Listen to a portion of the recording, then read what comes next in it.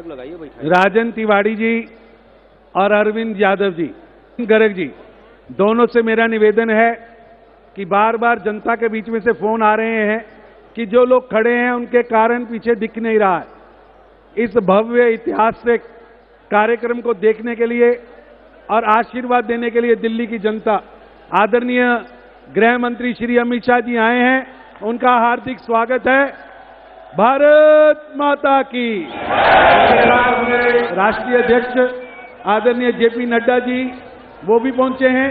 मैं निवेदन करूंगा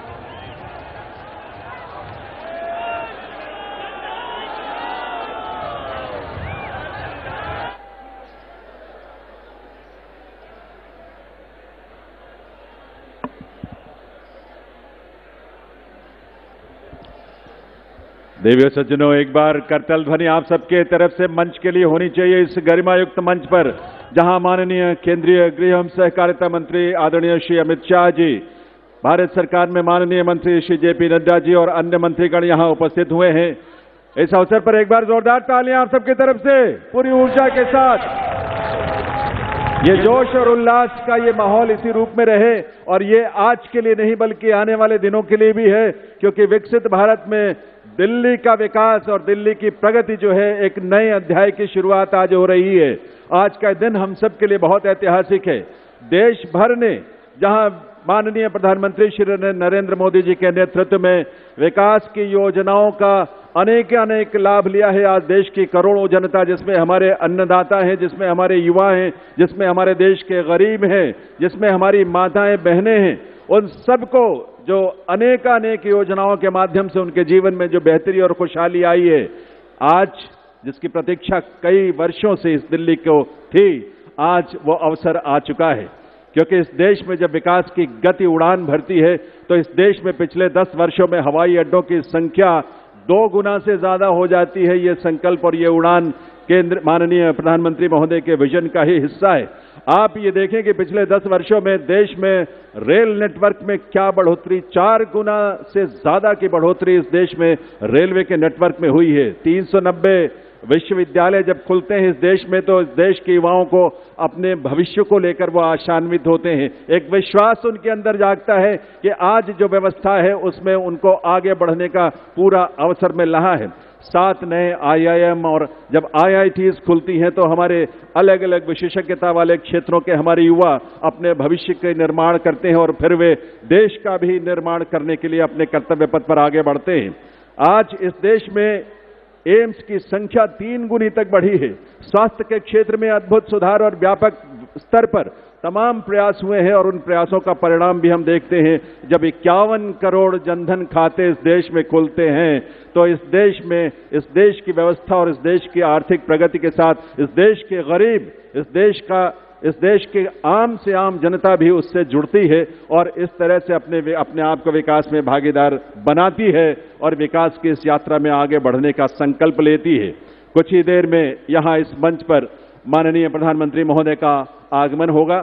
एक बार पुनः मैं आपसे ये निवेदन और आपको ये सूचना देना चाहूंगा कि जब माननीय प्रधानमंत्री महोदय का इस मंच पर आगमन होगा, उसके बाद हम सब उस समय खड़े होंगे उनके स्वागत अभिनंदन में, और उसी के साथ राष्ट्रगान भी होगा। राष्ट्रगान में हम सब लोग अपने अपने स्थान पर ही खड़े रहेंगे, और उसके बाद शपथ ग्रहण समारोह आरंभ होगा। कार्यक्रम जो शपथ ग्रहण की प्रक्रिया है वो पूरी होगी, उसके बाद भी राष्ट्रगान होगा, उसकी सूचना आपको दी जाएगी, और उस समय भी हम अपने अपने स्थान पर खड़े होकर राष्ट्रगान में शामिल होंगे। तो ये अवसर, पीछे जो लोग भी बैठे हैं और हमारी बाईं तरफ जो पैसेज में रास्ते में जो लोग खड़े हैं, वो कृपया उनसे निवेदन है कि अगर वो दाहिने वाले हिस्से में दीर्घाएं जहां पर कुर्सियां भी उनके लिए उपलब्ध हो सकती हैं, वहां पहुंच जाए तो बहुत बेहतर होगा। आप सभी मिलकर, एक बार मिलकर हम अपना उद्घोष करेंगे, भारत माता की, और ऊर्जा के साथ आवाज गूंजनी चाहिए, देश दुनिया तक में जानी चाहिए। भारत माता की, भारत माता की, वंदे वंदे वंदे। यही ऊर्जा विकसित भारत का आधार और उसकी प्रेरणा बनेगा। आप सबका पुनः स्वागत, अभिनंदन और वंदन है। सांस्कृतिक मंच से स्वर लहरियों की गूंज आप तक पहुंचे। सिर्फ थोड़ा सा समय है और उसके बाद माननीय प्रधानमंत्री महोदय के आगमन के साथ ही शपथ ग्रहण समारोह यहां मुख्य मंच पर आरंभ होगा।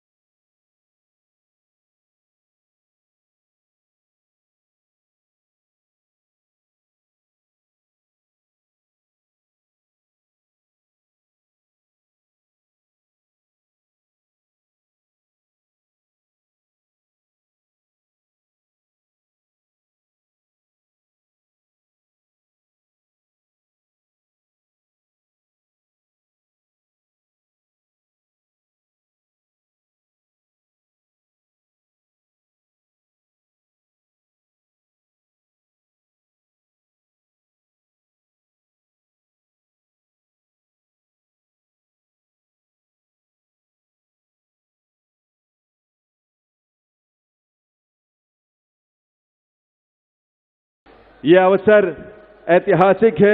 स्वर्णिम भारत के लिए एक नए युग की शुरुआत देश की राजधानी दिल्ली में हो रही है और ऐसे अवसर पर माननीय प्रधानमंत्री श्री नरेंद्र मोदी जी का शुभागमन इस मंच पर हो रहा है।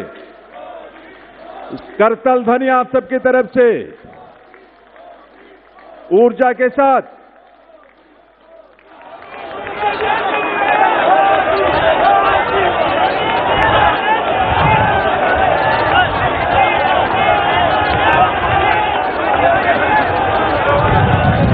करतल ध्वनि की गूंज रुकनी नहीं चाहिए और आपका ये उद्घोष भी नहीं रुकना चाहिए।